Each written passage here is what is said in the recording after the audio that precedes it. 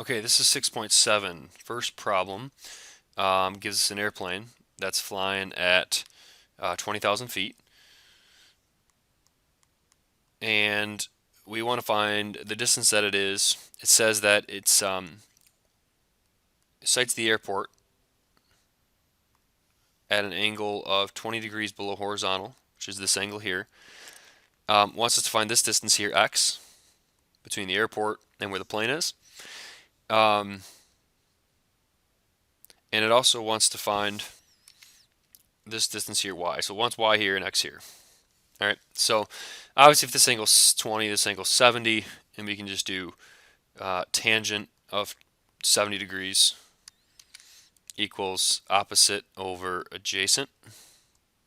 Multiply both sides by 20,000, and that will give us x. Make sure your calculator is in degree mode, because they gave us degrees here. And you should get 54,949.55. And now we can just do adjacent over hypotenuse, which is cosine. So now we can do cosine of 70 equals adjacent 20,000 over hypotenuse, which is y. This time we have to multiply both sides by y and divide by cosine of 70. So you're going to end up getting 20,000 divided by cosine of 70, which gives us our answer for about 58,476 and a little more. Be careful about rounding. I'm not sure how many decimal places it wants, but sometimes you got to do 3 or 4, so be careful about that. Okay, this one's a little bit more difficult. Let me draw a picture first. All right, so what we got is the balloon is some height above the ground, which we're trying to find. This angle right here is 20, and this whole angle is 22. And it did tell us that this was a mile, so we're going to use 5,280 because it said that the balloon simultaneously measured the angle of depression between two consecutive mileposts on the road. That's 22 and 20.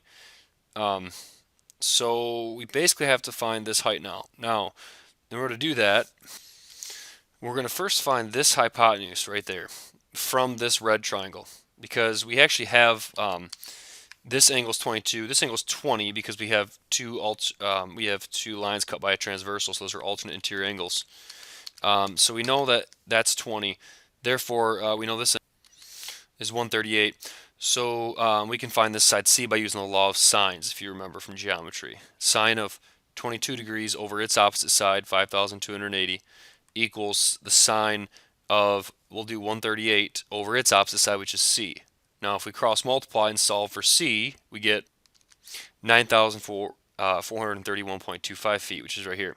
Now we can use this red triangle as a right triangle, and we can use that side along with the fact that this angle is 90, so this angle right here has to be 90 minus 22. So this would be 68 right here. And so this whole angle would be 70, right? 90 minus 20, the 20. So now we can just use that and say, okay, if we're looking at that adjacent over hypotenuse, that'd be cosine of 70 equals the adjacent over the hypotenuse side, which we found was 9,431.25, which we're not going to round. We're going to keep that in our calculator and just multiply both sides by it and take the number in our calculator and multiply by the cosine of 70, and you get 3,225.68 for the height of the balloon. All right, the next one is another tough one. It's very similar. It says you approach a hill. So we've got this hill. We've got an antenna on the top. Let's draw it like this. And it says that we're about the bottom of this thing at a 10-degree angle, and that distance is 600 feet. And then it says the angle of elevation to the bottom or the top of the antenna is 25. So this angle right here would be 25 degrees. And you want to find the height of the hill. I'm sorry, the height of the hill like that. Okay, let's just fill out a couple more things that we know. We know this angle up here is 65 degrees, because if you make a triangle here, this is 90 and this is 25, so subtract 180 and you get 65. We also know this angle is 100 right here. If we take 180, subtract 65, and subtract, this is 15 right here. Now for the first question, we didn't even really need that because we're trying to find this height here, which we can find from this green right triangle, which we have everything we need for that. We can just do opposite over hypotenuse. We can do sine of 10 degrees equals opposite h over hypotenuse 600. Multiply both sides by 600 and we 104.19 feet. And then to find the height of the antenna, we need to find this distance x right here. And so what we're going to do for that is just use the law of sines. So we can do the sine of 15 degrees divided by x equals the sine of 65 over its opposite side, 600. And we can just cross multiply and solve for x, which gives you about 171.35. Okay, the next problem is a really tough one as well. It says you're on the Earth and you spot the moon way out here. And I don't want to draw this to scale too much because it'll be hard to see the picture. So I'm going to draw this out of scale big time. So it gives you the diameter of the moon, which is 2,160 miles. It gives you the average distance from the Earth to the moon, which is going to be this distance right here, at a right angle to the midpoint, which is 236,000 miles. And it says consider the angle from the tip of the isosceles triangle formed with your eyes between the north and south extremities of the moon, which is this distance here. So what we're going to do is use this triangle. I'll try to draw it here for you, this green triangle, in order to find the angle, and then we're going to double that angle. Because what we're finding when we use this green triangle here is we're finding half the angle because there's two parts here. A little hard to see, but there's two parts here and here. We need to add together.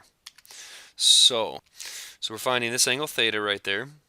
We want to do tangent of that angle theta equals opposite, which is just this side, which is half the diameter. That's just 1,080, divided by the total distance, which or the adjacent side, opposite over adjacent. The adjacent is 236,000.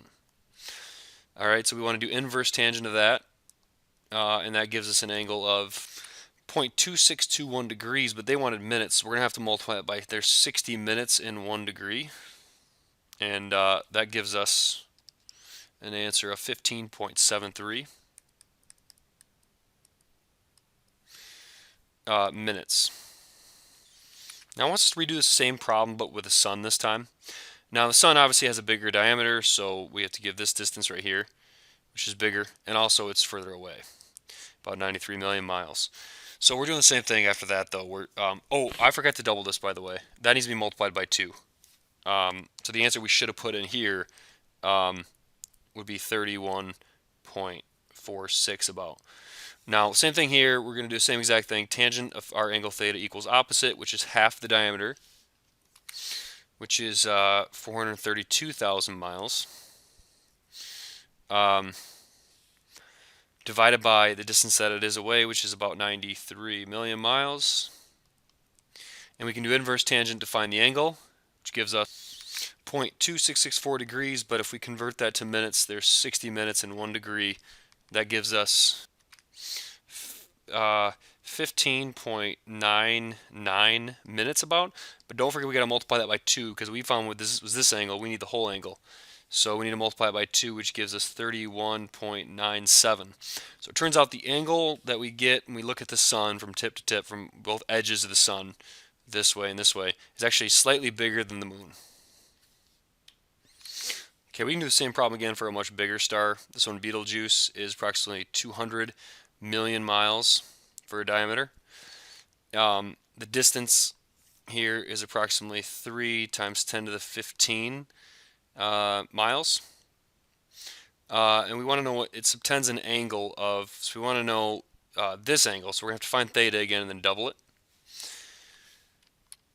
So once again we want tangent of theta equals half of this 200 million, which would be 100 million, all other than is 1 times 10 to the 8th, divided by the adjacent side, which is 3 times 10 to the 15.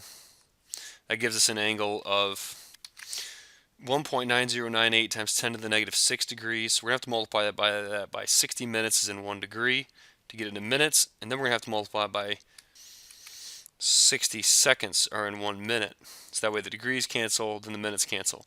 So multiply by 3600, and that gives us this angle, which is 0.0069 9 seconds. Might need to keep more decimal places than that.